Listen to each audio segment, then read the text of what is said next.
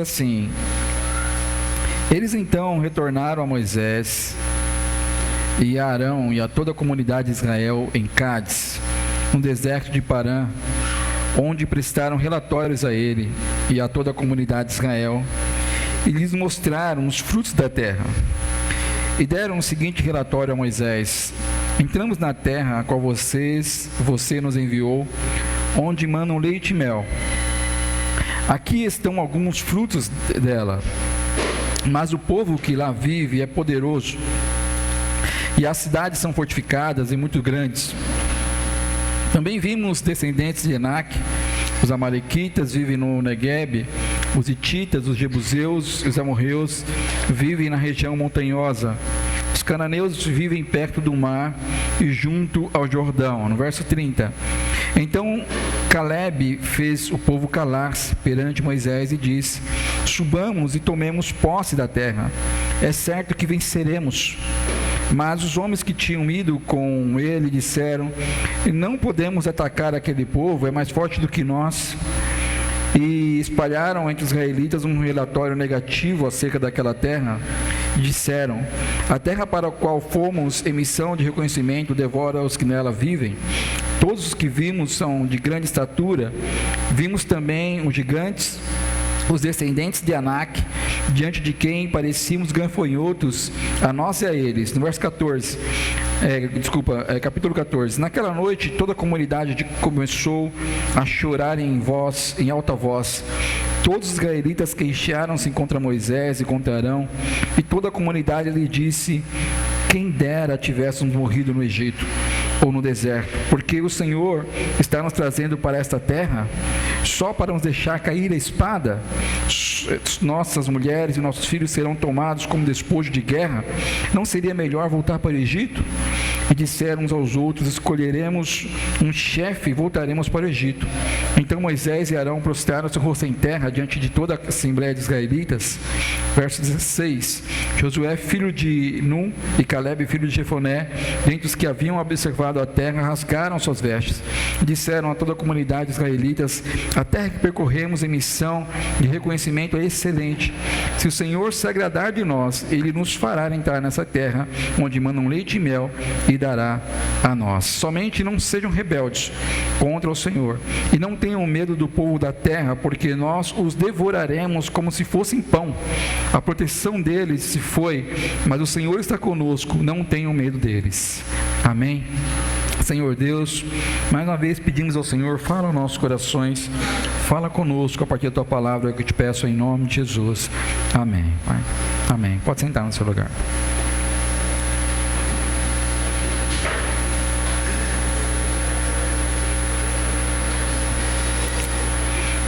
Irmãos, nós estamos, como costumeiramente viemos aqui adorar o Senhor.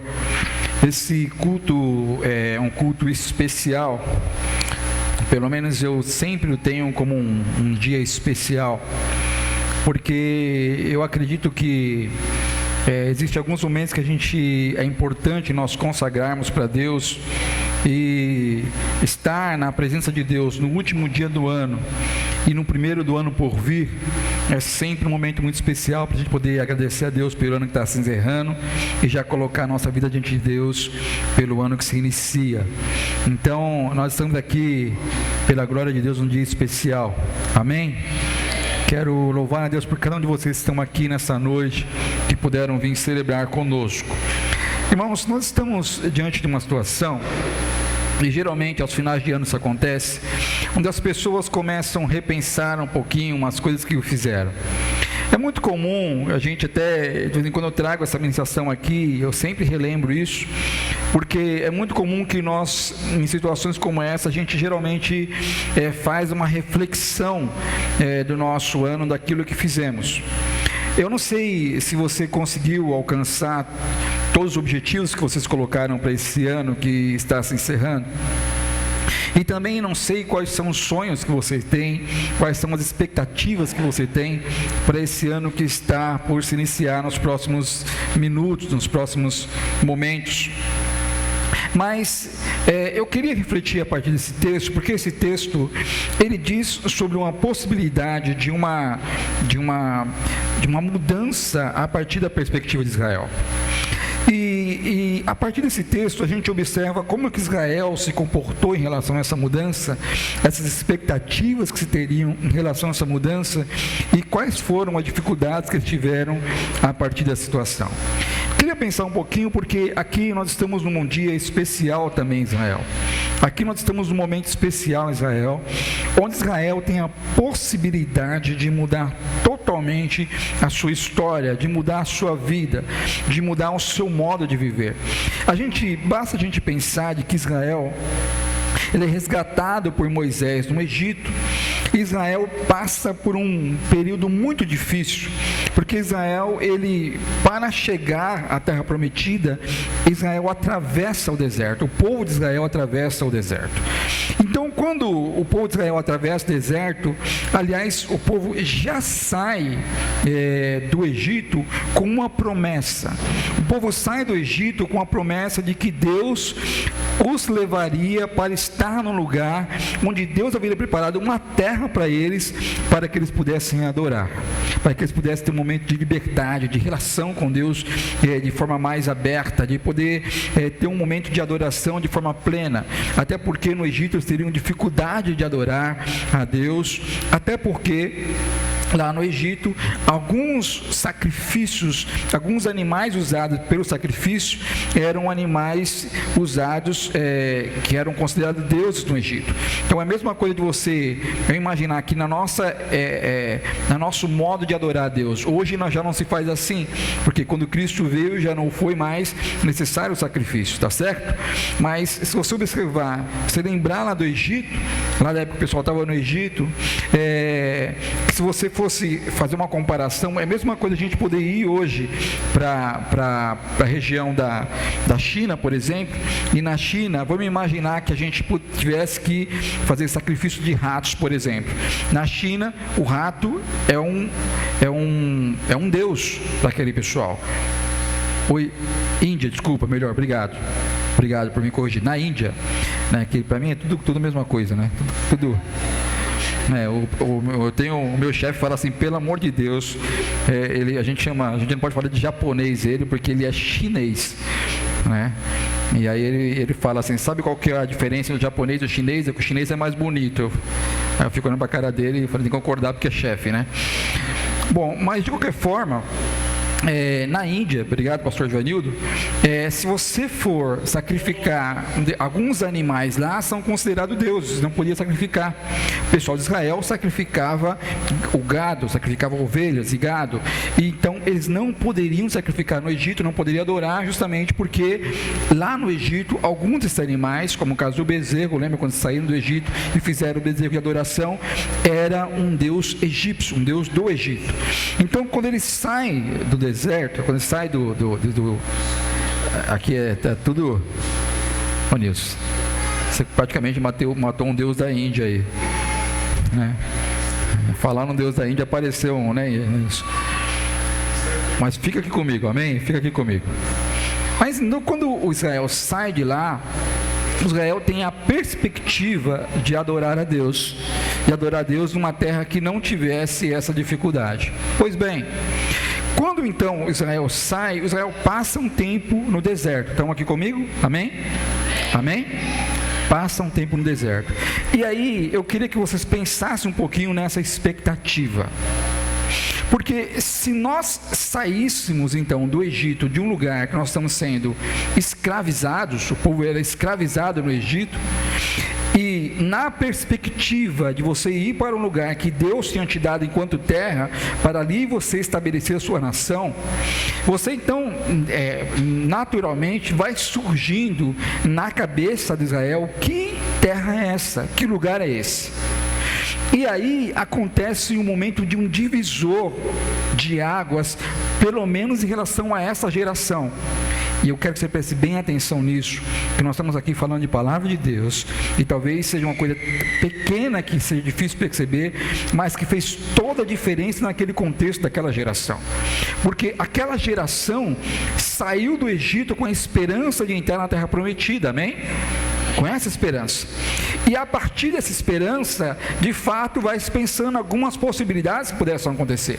Então fica imaginando como é que seria estar nessa terra, como é que seria ter uma moradia naquele lugar, como é que seria estabelecer-se com a família, como é que seriam os trabalhos, como é que seria a organização daquele povo.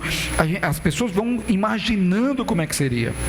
Até que num determinado momento eles se aproximam da terra prometida e Moisés fala para alguns líderes do povo. Moisés escolhe os líderes de cada tribo, um líder de cada tribo, um cabeça de cada tribo, uma liderança de cada tribo, para poder ir até a terra prometida e de lá observar como que seria essa terra.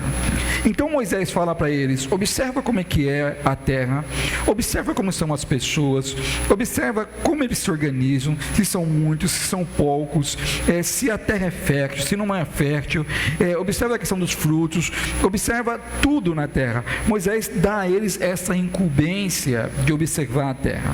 Pois bem, vão os 12 na terra, como alguns conhecem a história, vão os 12 naquela terra observar, e eles começam então e foram até um campo colher frutos. Quando eles vão colher frutos, os frutos eram tão grandes, diz o texto aqui que a gente acabou de ler, a gente leu uma parte posterior, mas depois você pode voltar lá e ler novamente. Os frutos eram tão grandes que eles pegaram um cacho de uva e alguns outros frutos e colocaram numa espécie de estaca com 2 homens carregando esses frutos, de tão pesados que eram. E aquelas pessoas começam a observar tudo que tem naquela terra, e então eles, depois de alguns dias observando, voltam para o pessoal de Moisés para dizer sobre a terra. E aí que o negócio complicou.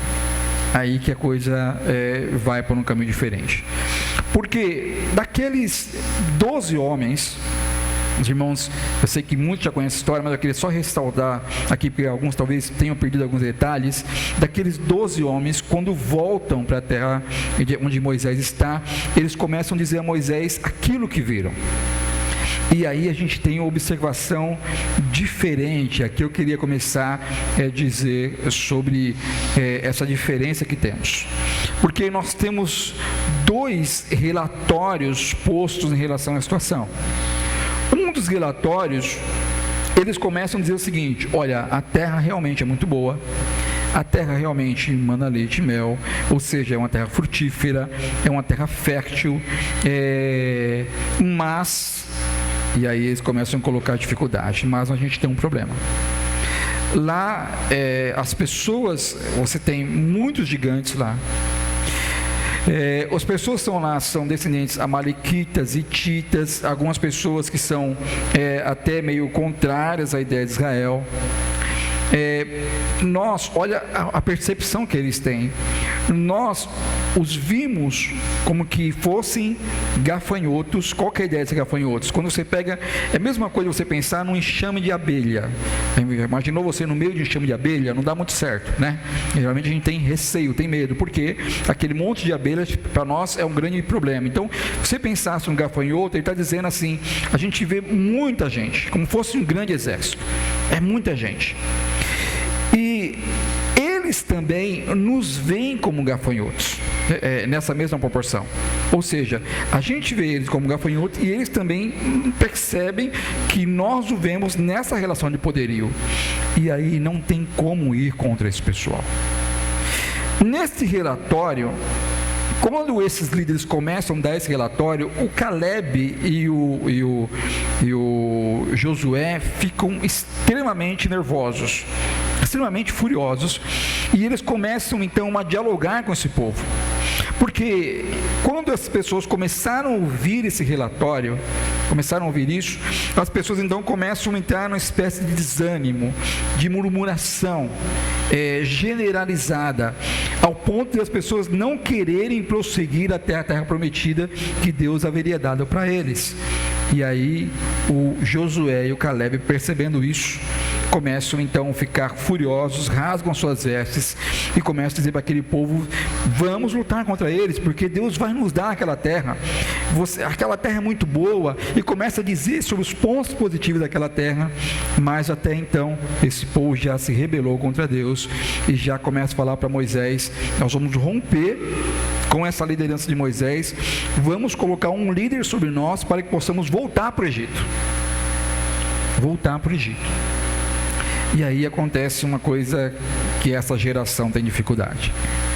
Deus fala para Moisés: Moisés, eu faço de você um grande povo, deixa o pessoal para lá. E Moisés começa a dialogar com Deus, então, pedindo a Deus misericórdia para esse povo, ao ponto de Deus falar para eles: eu perdoo, mas esta geração não entrará na terra prometida. Esta geração não chegará à terra prometida, salvo Josué e Calebe, que chegarão à terra prometida. Pois bem, a partir disso, então, eu queria pensar um pouquinho em algumas coisas desse texto, para a gente poder refletir aqui.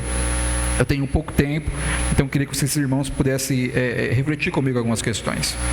A primeira questão que eu queria refletir é sobre essa expectativa que Deus tinha em relação a mostrar para esse povo a sua bênção. Eu queria pensar, na verdade, em um Deus que muitas vezes prepara para nós algumas coisas e que nós interpretamos mal algumas coisas que nos são preparadas enquanto bênção de Deus.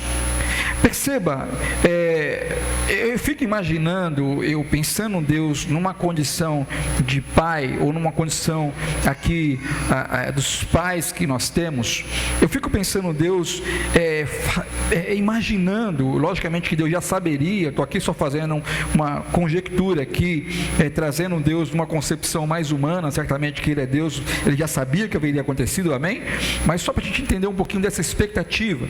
Então, imagino Deus mostrando para essas pessoas aquilo que Ele haveria preparado para essas pessoas. Como às vezes acontecia em dias como esse, não sei se acontece às vezes com as crianças, acontece isso, né? O meu pai e minha mãe às vezes compravam algumas coisas pra gente, e você sabe como é moleque é complicado, né? A gente só sabe que os pais amam a gente em situações como essa. Eu fico pensando, mas como a gente é petulante em alguns momentos, né? Então imagina os pais trazendo um presente ao filho, e aí a gente, como é um monte de gente lá em casa, mas eu queria como o dele, eu queria aquele outro, eu não gostei desse, eu queria aquele que foi dado para o outro fulano de tal. Então, geralmente, quando você vai presentear alguém, e você está fazendo isso de coração, você espera que essa pessoa receba de bom grado. É ou não é? Sim ou não? Você espera que a pessoa fique feliz com aquilo que você está dando. Porque de repente você preparou um tempo, você separou um dinheiro, foi lá, viu que aquilo que era melhor para aquela pessoa, pensou em como ela ficaria feliz em relação àquilo, viu se combinava ou não, mas a expectativa que você tem quando você presenteia alguém é que essa pessoa fique grata, fique feliz por aquilo que está recebendo. Eu creio que, num certo sentido, o que Deus esperava que esse povo tivesse era esse mesmo coração de gratidão. Eu creio que Deus, quando fala para Moisés, dá uma olhadinha lá na terra prometida, vocês estão perto agora, vai lá e dá uma olhadinha lá.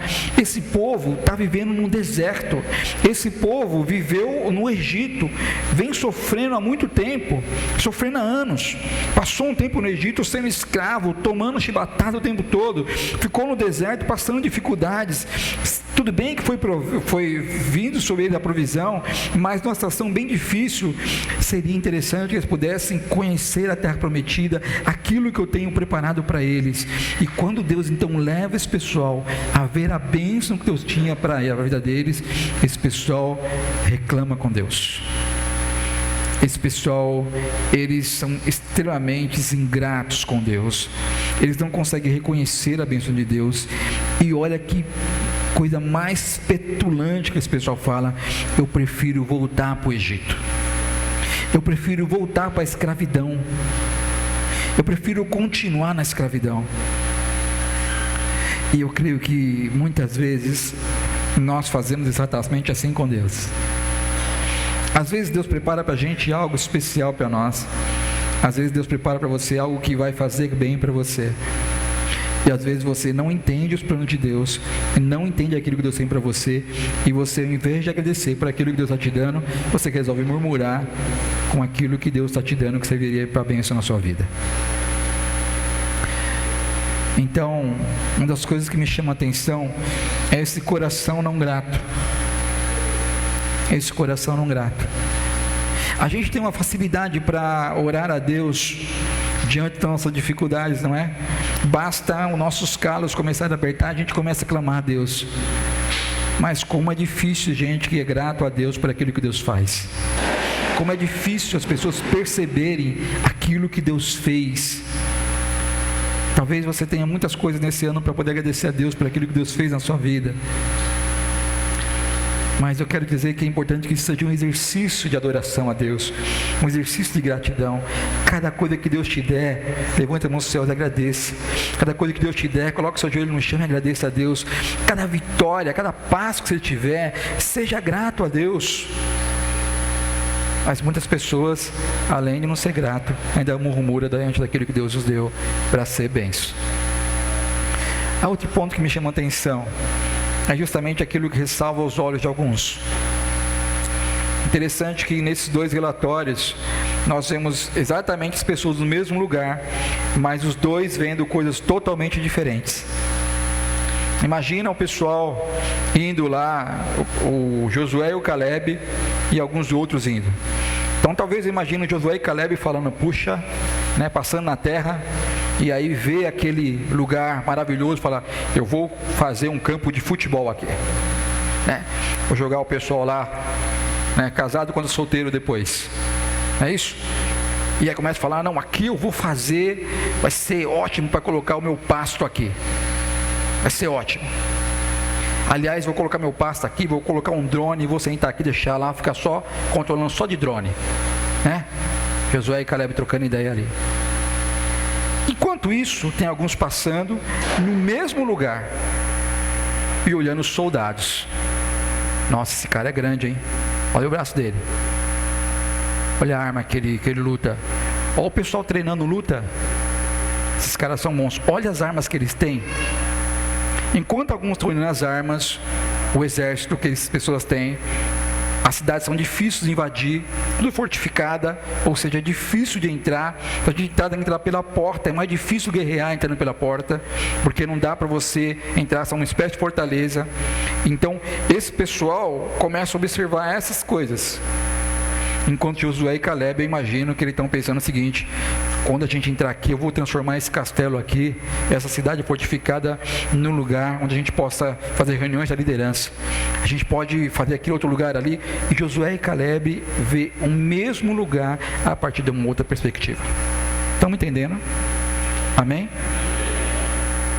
A gente pode ver os desafios enquanto empecilho, podemos ver as dificuldades, melhor dizendo, desculpem, nós podemos ver as dificuldades enquanto desafio, ou nós podemos ver as dificuldades enquanto barreiras, enquanto situações inalcançáveis.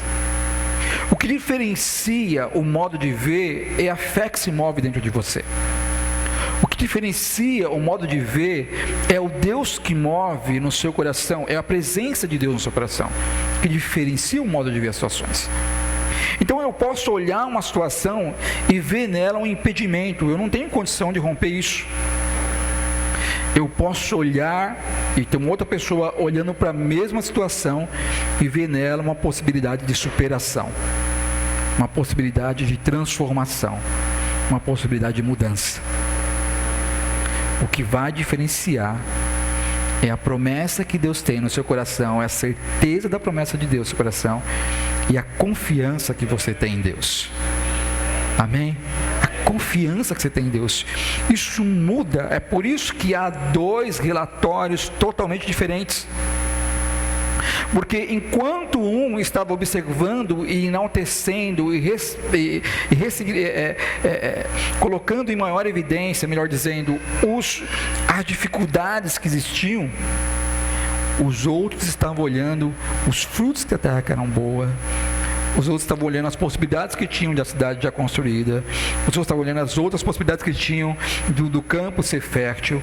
Os outros estavam observando exatamente aquilo que Deus haveria prometido para eles há tempos atrás. E olha que coisa interessante, porque era exatamente isso que deveria ser visto.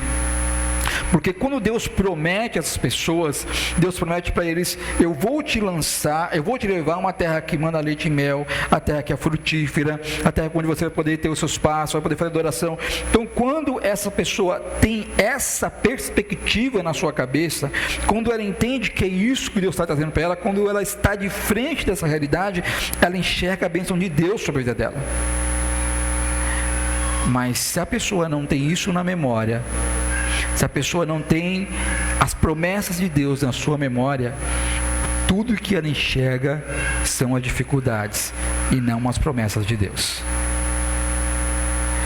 Quantas vezes eu acho interessante algumas pessoas que passaram por situações perto de perderem a sua vida, e depois que elas saem daquela condição hospitalar, algumas delas dizem o seguinte: eu sabia que não ia morrer.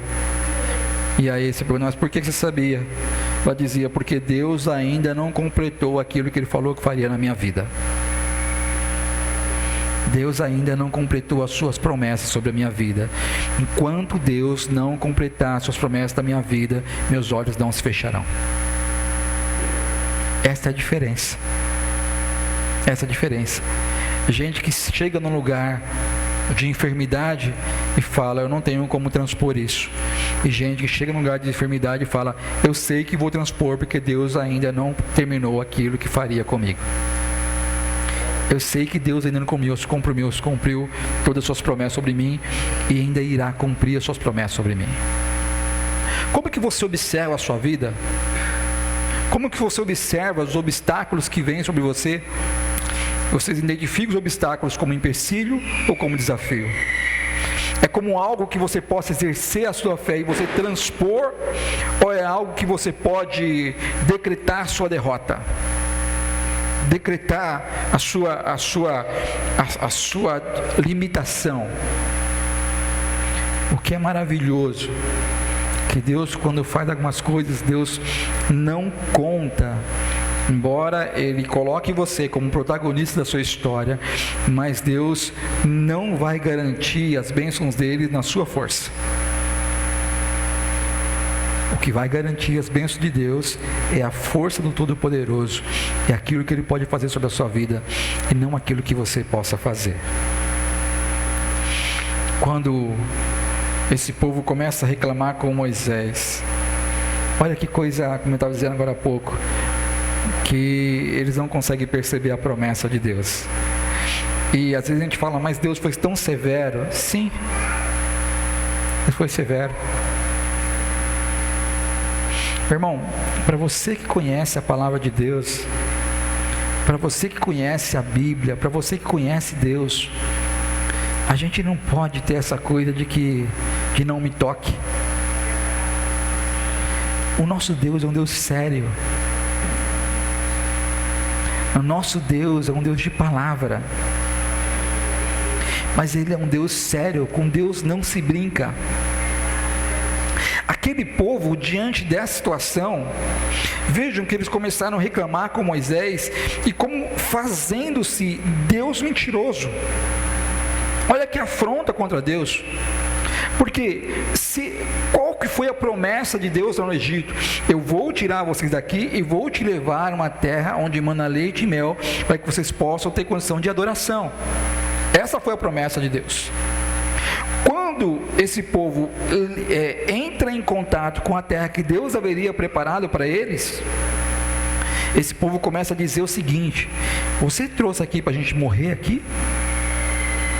Você trouxe a gente aqui para a gente ser humilhado, para a gente morrer, para nossos filhos perecerem aqui, mortos aqui à espada? Eles começam a questionar Moisés, esquecendo-se de que aquilo que eles estão dizendo contra uma promessa que Deus haveria feito. Então estão contrapondo não Moisés, mas a Deus. Eles estão contrapondo não aquilo que Moisés está dizendo, mas a Deus. Existe uma dificuldade de algumas pessoas perceberem algumas coisas, meus irmãos. Quando nós falamos aqui, nós falamos palavra de Deus. Amém? Nós falamos palavra de Deus. Nós falamos a partir da perspectiva da autoridade da palavra de Deus. Não é a partir da perspectiva da palavra posta no coração de mar. Eu não posso empenhar minha palavra em nada. Eu não posso empenhar minha palavra em nada. Mas quando nós falamos a partir do contexto, vamos empenhar a nossa palavra naquilo que Deus empenha a sua palavra. E há uma dificuldade de entendimento. Que alguns irmãos, se colocando o contrário, acham muitas vezes sendo rebelde contra homens. Irmão, a partir do momento que você coloca contrário aquilo que Deus tem colocado aqui como direção, você não coloca se rebeldes contra mim, você coloca rebelde contra Deus. E eu não estou aqui fazendo uma usurpação do nome de Deus. Eu não gosto de pastores que ficam dizendo, não, você está vindo contra mim, nem contra Deus. Não estou falando isso, estou falando que em todo tempo, o que eu estou dizendo é a palavra de Deus. Muitas vezes eu estou colocando coisas que são as minhas opiniões, o meu jeito de pensar, mas a partir do momento que nós entendemos que Deus tem dado uma direção para nós, e que alguém se coloca contrário àquela direção que Deus tem dado para nós, independente se a palavra saia de mim, ou que saia da Márcia, ou que saia do pastor Barros, ou que saia da Yara, ou que saia de qualquer outra pessoa, mas que Deus estabeleceu enquanto palavra para nós, a partir do momento que nós vamos contra essa palavra, nós estamos indo contra Deus. Aqueles irmãos não perceberam isso. Eles falam para Moisés, vamos destituir Moisés. Vamos destituir Moisés. Vamos colocar um líder sobre nós e vamos voltar para o Egito. E aí Deus começa a dizer com Moisés, o que esse povo está dizendo aí? Deus começa num diálogo com Moisés. Moisés, faz o seguinte, a gente faz essa aliança com você, deixa esse povo todo morrer aí. Logicamente que Deus está provocando Moisés. Ele está provocando Moisés nessa relação que Moisés tinha com esse povo. E Moisés começa a entrar no processo de oração ali, de intercessão, falando para Deus, Deus, que não se faça assim. As pessoas vão começar a dizer que o Senhor matou todo esse povo aqui no deserto, só tirou do Egito para poder matá-los no deserto. Não se faça assim, Senhor. E Moisés começa a entrar ali num diálogo com Deus, e Deus fala, ok, eu vou perdoar. Mas como eu disse agora há pouco, mas esse povo não vai conhecer a terra prometida. Uma pequena decisão que muda toda uma história. Um dia que mudou toda a história da vida de um povo, de uma geração. Relatório de 10 líderes que colocaram a perder milhares de pessoas. Gente que os apoiou e que naquele momento, naquele dia, milhares de pessoas deixariam de ver a terra prometida e morreriam sim no deserto. E não conheceriam a terra prometida. Porque, embora tivesse, entenda bem isso é uma diferença. Teve o perdão de Deus, mas teve a consequência. Alguns irmãos fazem coisas que são inadequadas. Irmão, mas estou passando dificuldade, Deus me perdoou. Perdoou, irmão. Mas você está colhendo a consequência dos seus atos. Está colhendo as consequências dos seus atos. Deus fala para Moisés exatamente isso. Eu vou perdoar, mas a consequência será sobre eles. Quando esse povo então fala com Deus, quando Deus começa a falar, aliás, com Moisés, Deus faz algo que é importante que nós possamos observar exatamente aquilo que Deus tem para nós quando observamos isso, porque quando nós vemos Deus falando com eles, nós vemos Deus falando exatamente aquilo que eles queriam para si. Porque, num certo sentido, quem estabeleceu para si de que não gostaria de prosseguir nos planos de Deus para aquela vida são eles mesmos. Quem que impediu ele de entrar na terra prometida não foi o inimigo. Aliás, não seria, porque se esse povo lembrasse, estava na sua história. Olha quem tem esse tipo de experiência, sai do Egito, o pessoal de Faraó, que era extremamente poderoso, eles sem nenhuma arma, eles vencem o pessoal do Faraó, quando eles pereceram no Mar Vermelho, em função da ação de Deus. Venceram outras situações também, estavam recebendo o maná de Deus, recebendo a presença de Deus todos os dias. Então, uma coisa que não era para ter no coração das pessoas era a dúvida de quem era Deus e daquilo que Deus poderia fazer na sua vida. Não poderia ter. Mas quando Deus coloca ele diante do maior sonho que eles tinham, o maior obstáculo que eles tinham nos seus próprios corações, a maior luta que eles tinham travado era consigo mesmos. A maior dificuldade que eles tinham travado é porque eles não conseguiam se conceber livres. Exatamente aquilo que aconteceu, que dizia aqui no início da pregação, quando eles saem do Egito, e eles fazem um bezerro de ouro adorando o Deus egípcio. E quando aqui, cada vez que a situação apertava, cada vez que as coisas dificultavam, eles diziam: eu prefiro ser escravo. Uma das coisas mais tristes que a gente observa é quando a pessoa ela se acostuma com a sua miséria humana. Coisas mais difíceis. Quando você pega uma pessoa que ela está acostumada com aquilo que é inaceitável. Esses dias atrás, um grupo de irmãos que fazem trabalhos de situação de rua, eles me chamaram para eu conversar um pouquinho com eles sobre como trabalhar com esse pessoal em situação de rua. E aí eu dialogando com eles sobre essa dificuldade, eu dizia para eles: vocês podem conceber que talvez alguns não queiram sair da rua? Que alguns queiram morar na rua?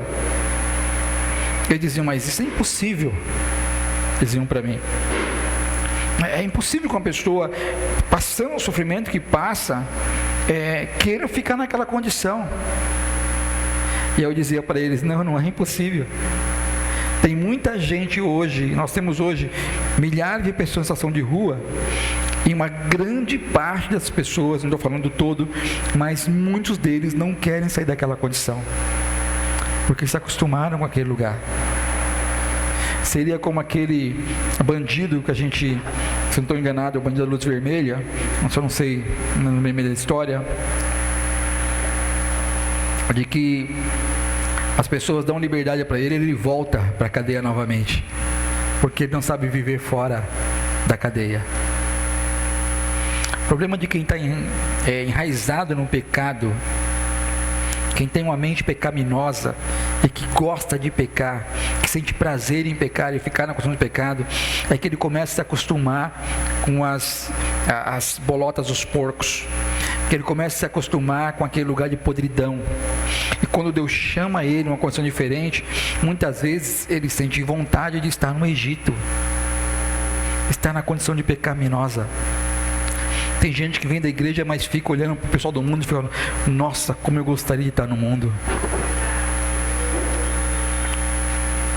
A gente fala um texto que a Bíblia fala: melhor é um dia na porta da casa do Senhor, que é nos atos do Senhor, do que 1000 dias em qualquer outro lugar. Não é isso que a gente fala do texto bíblico?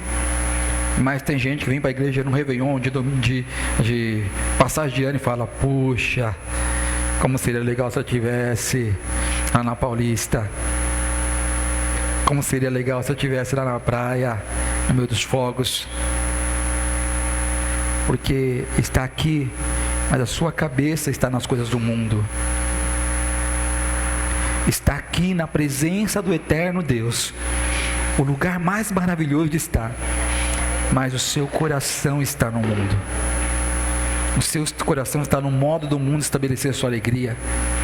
O seu coração está no modo do mundo estabelecer o seu modo de festejar, de celebrar. Então tem gente que o maior empecilho que tem não são os homens que estavam ali naquela terra prometida.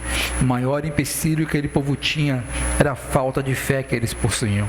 O maior empecilho que aquele povo tinha é a dificuldade de estabelecer uma relação de santidade com Deus que eles não tinham. O maior empecilho que aquele povo tinha era o seu próprio coração.